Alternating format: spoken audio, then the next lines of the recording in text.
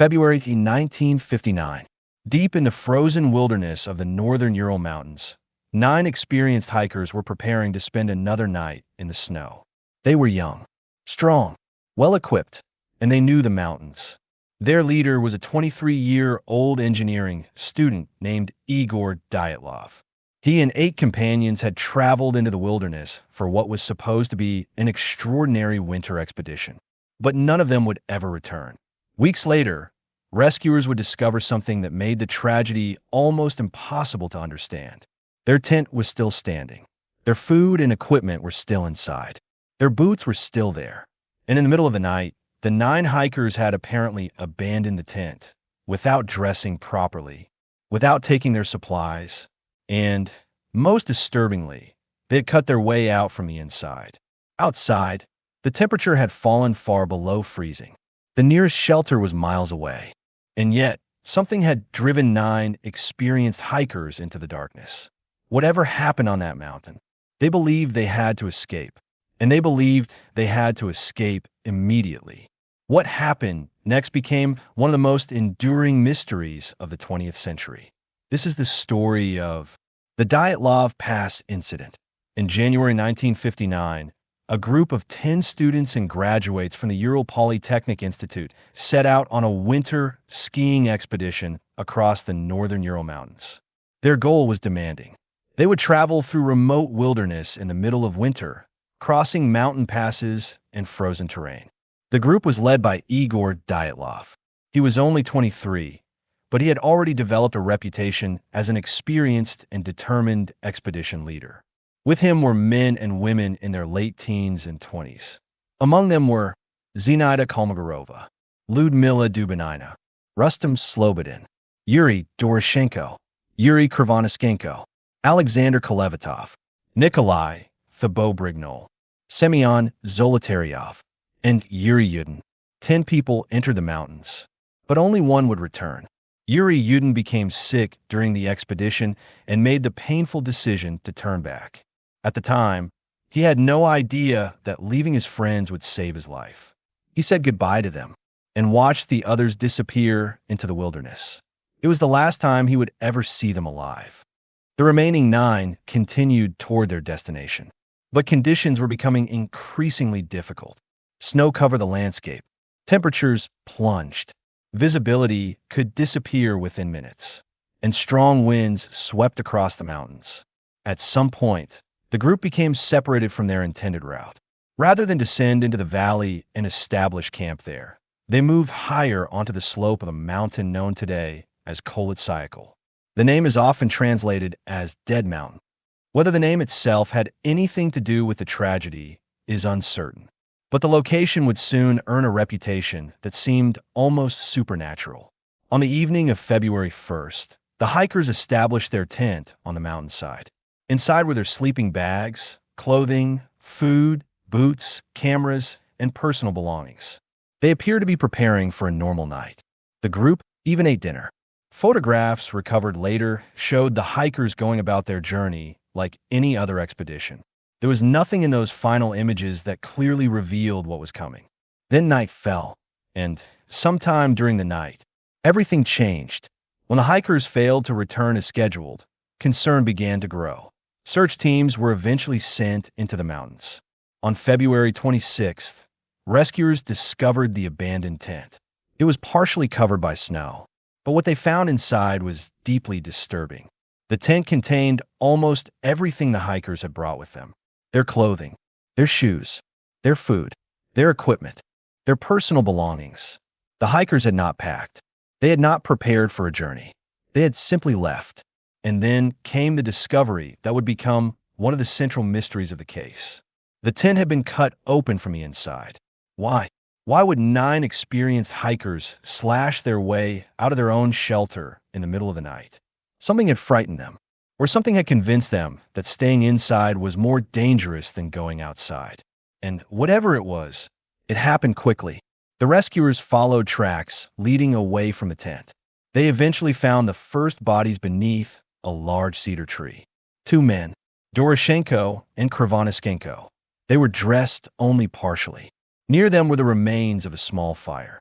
It appeared they had tried to survive the freezing night, but they had failed. Then the search continued. Higher up the slope, more bodies were discovered. Igor Dyatlov, Zinaida Kolmogorova, Rustam Slobodin. All appear to have died from hypothermia. But the case was far from simple, because several of the remaining victims had suffered severe injuries. 3 of the hikers were found with significant traumatic injuries. Thibaut Brignol had suffered severe skull damage. Ludmila Dubinina had extensive chest injuries. Alexander Kolevatov had serious injuries as well. The force involved in some of these wounds appeared extraordinary, yet there was no obvious evidence of a conventional fight. No clear footprints belonging to an attacker. No obvious weapon. No signs that an unknown group had simply attacked the hikers. And this created one of the greatest questions of the entire mystery. What could have caused such injuries in the middle of an empty mountain? The mystery became even stranger because some of the bodies were not found until months later. 4 victims were discovered in a ravine beneath a thick layer of snow, and investigators reported additional unusual details. There were questions surrounding missing clothing. There were reports of strange discoloration. There were rumors concerning radiation, and there were conflicting interpretations of the evidence. Over the decades, every strange detail became fuel for a new theory. Some claimed the hikers had encountered something unknown. Others believed the Soviet military was involved. Some imagined secret weapons. Others suggested an avalanche. And some theories went far beyond anything supported by evidence. But among all these possibilities, one explanation has remained particularly important: an avalanche. For decades, many people rejected the idea of an avalanche. After all, the tent appeared to be standing. The slope did not look like the scene of a massive avalanche, and there was no obvious wall of snow surrounding the campsite. So why would 9 experienced hikers suddenly flee their shelter? But the avalanche theory does not necessarily require a gigantic avalanche. A smaller slab of unstable snow could have shifted above the tent. The hikers may have feared that the snow would collapse onto them. Perhaps they cut through the tent because they believed the entrance was blocked. Perhaps they moved away from the slope because they feared another collapse. And once outside, they may have found themselves trapped in a catastrophic situation.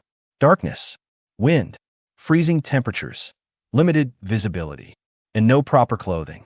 The group may have attempted to split up. Some moved toward the forest. Others remained higher on the mountain. Eventually, hypothermia overcame them. As for the severe injuries, a snow slab could potentially produce powerful blunt force trauma, and later snow movement could have altered the scene significantly. Modern investigations have given renewed attention to avalanche and snow slab explanations. But even if this explains the basic sequence, one question remains: why did the hikers leave so suddenly? The Dyatlov Pass incident became a perfect breeding ground for theories. One of the most famous involved the Soviet military. Some people believe the hikers accidentally witnessed a secret weapons test. Others suggested mysterious lights seen in the sky were evidence of military activity. There are also stories of strange, glowing objects appearing around the mountains.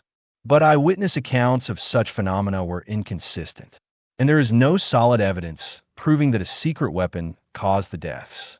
Another theory involved an unknown attacker. Perhaps the hikers encountered another group. Perhaps they were attacked and forced from the tent. But again, investigators found no convincing evidence of an outside group. No clear signs of a prolonged struggle. No established motive. No confirmed attacker. Then came one of the strangest theories of all. Some suggested that the hikers encountered a creature. A yeti. A wild man. Something enormous moving through the snow. The idea gained attention partly because of a photograph recovered from the expedition that some people interpreted as showing a strange figure. But there is no reliable evidence that the photograph depicts a mysterious creature. It may simply show an ordinary person or an object distorted by distance and photographic conditions. And then there are even more extraordinary theories. Psychological panic, infrasound, katabatic winds, secret experiments, UFOs, radiation, Each theory attempted to explain the same impossible-looking scene. 9 people had left their shelter in conditions where staying outside could mean death. Why? Imagine the mountain that night. There is no city, no road, no electricity, no nearby village.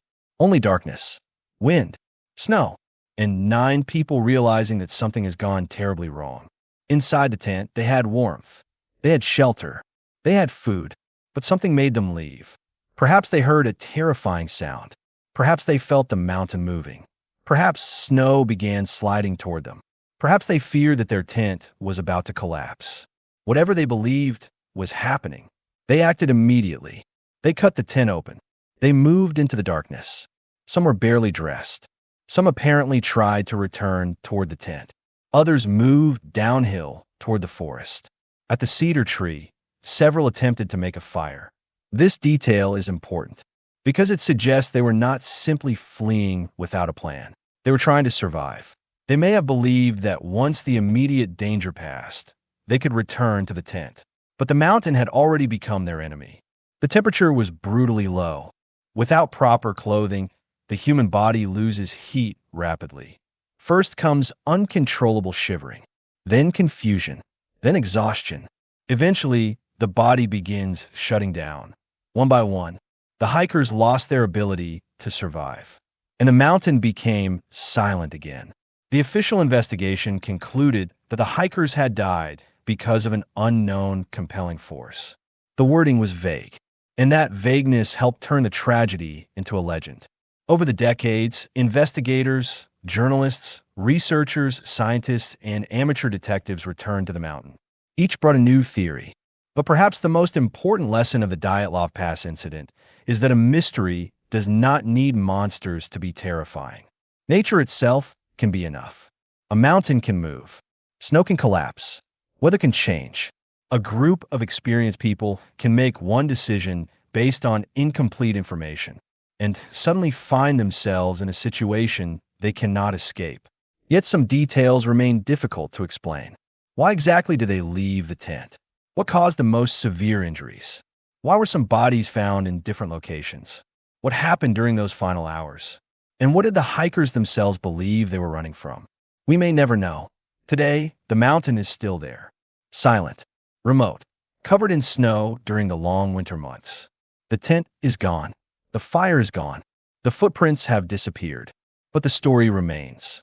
9 young people entered the mountains expecting adventure. They never expected to become the center of one of history's most famous mysteries. Maybe there was no monster. Maybe there was no secret weapon. Maybe there was no supernatural force. Perhaps the answer was simply a chain of ordinary events: snow, wind, darkness, fear, and one terrible decision. But that possibility may be even more frightening. Because if nature caused the Dyatlov Pass incident, then there was never anything to fight. No enemy. No creature, no villain, only a mountain, and a storm of circumstances that the hikers could not survive. 9 people went into the wilderness. 9 lives ended beneath the snow. And somewhere on that silent mountain slope, the final answer may still be buried. The mountain has never told us what happened that night, and perhaps it never will.